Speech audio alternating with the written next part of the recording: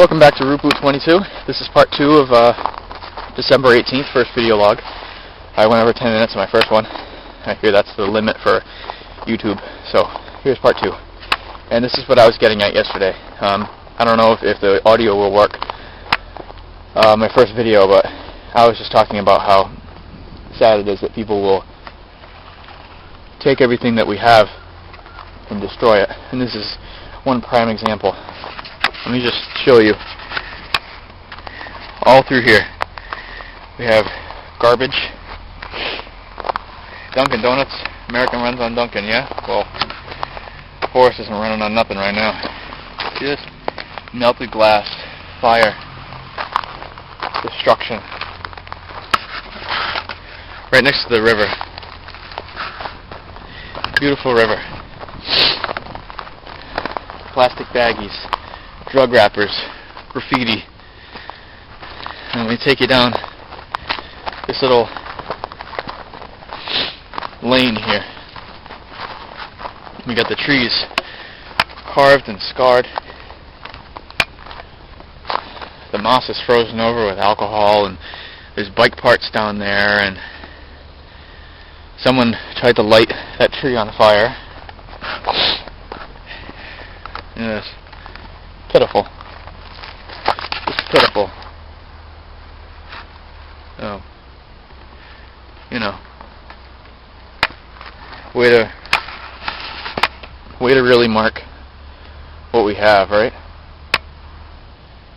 It's very sad, and I hope anyone who's watching this isn't participating in that kind of behavior, because, you know, I hope that the viewers that I am receiving on YouTube are the sort of viewers that will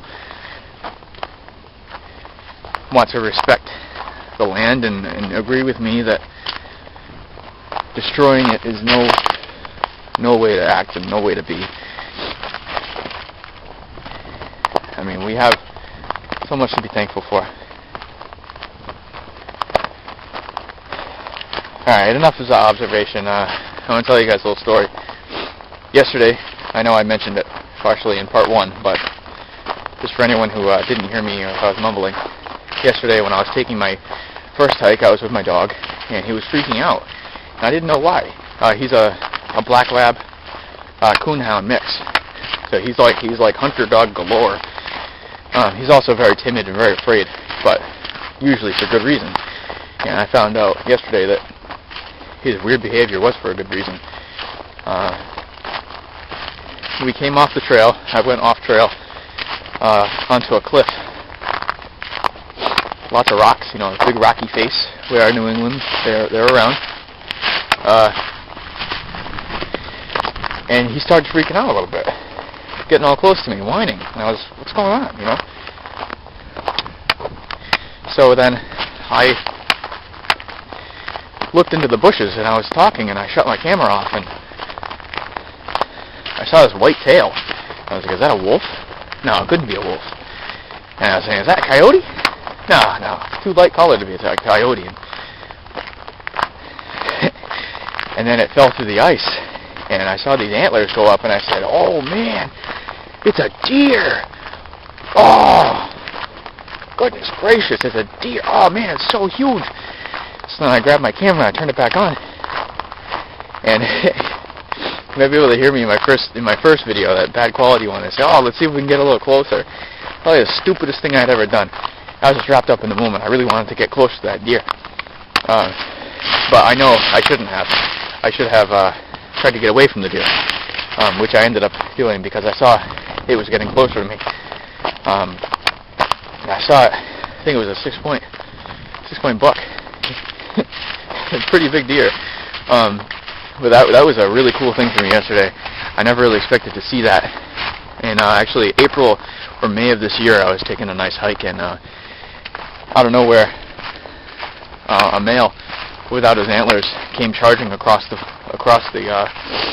trail, and he too was probably 20-25 feet away from me.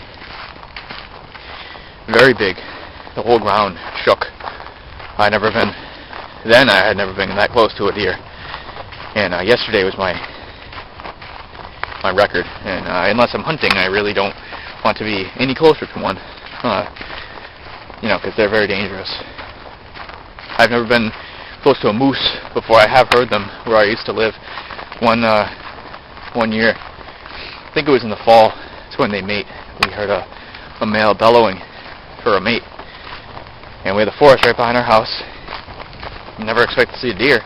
Never expect to see wild turkeys, or a bear, or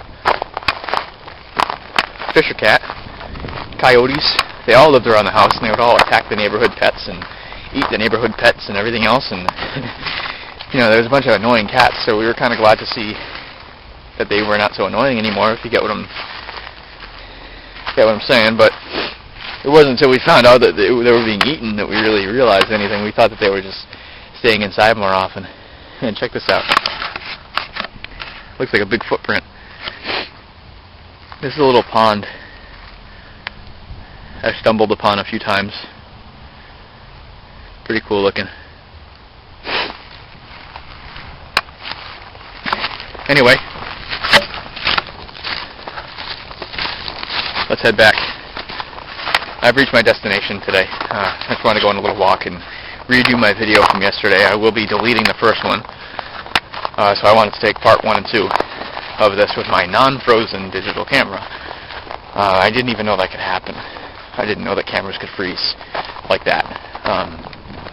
So yeah, that kind of sucked yesterday, because I was blabbing on, yakking, and then I look at the camera and it was off. Like, what? These are fresh batteries. What's going on? And it was definitely frozen. Frozen to a crispy, as my little sister would say. Frozen to a crispy. But I want to thank you very much for taking the time out of your busy Christmas days and watching my super lame video. That's a really big squirrel. Wow, that's a huge squirrel. Must be on drugs or something. Check that thing out. Oh, wait. Sorry, he ran away. There really was a big squirrel. It was like the size of a cat. Anyway, thank you very much for taking the time out of your day to watch my video. There will be many more to come. I'm just finishing physical therapy from a car accident I was in, and I messed up my leg.